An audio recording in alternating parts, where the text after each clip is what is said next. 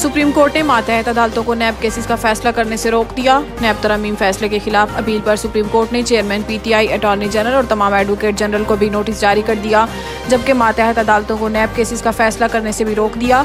नैब तरमीम फैसले के खिलाफ अपीलों पर समाअत 11:30 बजे शुरू हुई।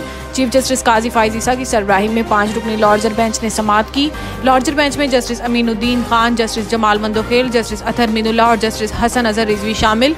सुप्रीम कोर्ट ने अदालती हुक्म और अपीलों की नकूल चेयरमैन पीटीआई को जेल में फराहम करने का हुक्म दे दिया, जबकि अदालत ने सूबों और इस्लामाबाद के एडवोकेट जनरल्स को भी नोटिस जारी कर दिए।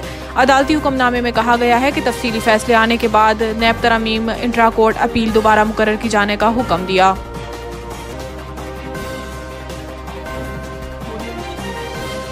इलेक्शन कमीशन निगरान विफाकी वज़रा को ओहदों से हटाने की दरखास्त पर फैसला महफूज।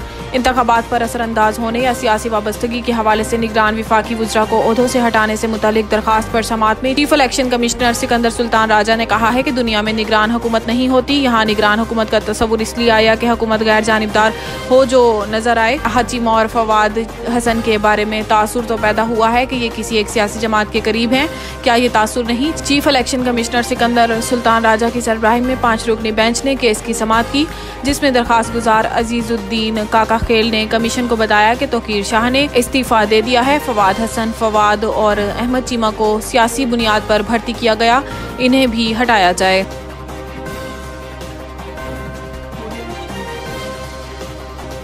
गैर कानूनी मुकीम अफराद अपने मुल्क जाएं और वीज़ा लेके आ सकते हैं।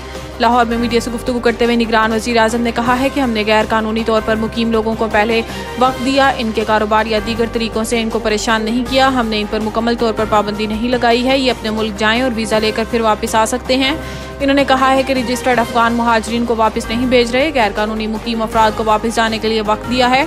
दुनिया को कोई मुल्क गैर कानूनी अफराद को अपने मुल्क में रहने की इजाज़त नहीं देता। किसी भी मुल्क का शहरी वीज़ा लेकर पाकिस्तान आ सकता है।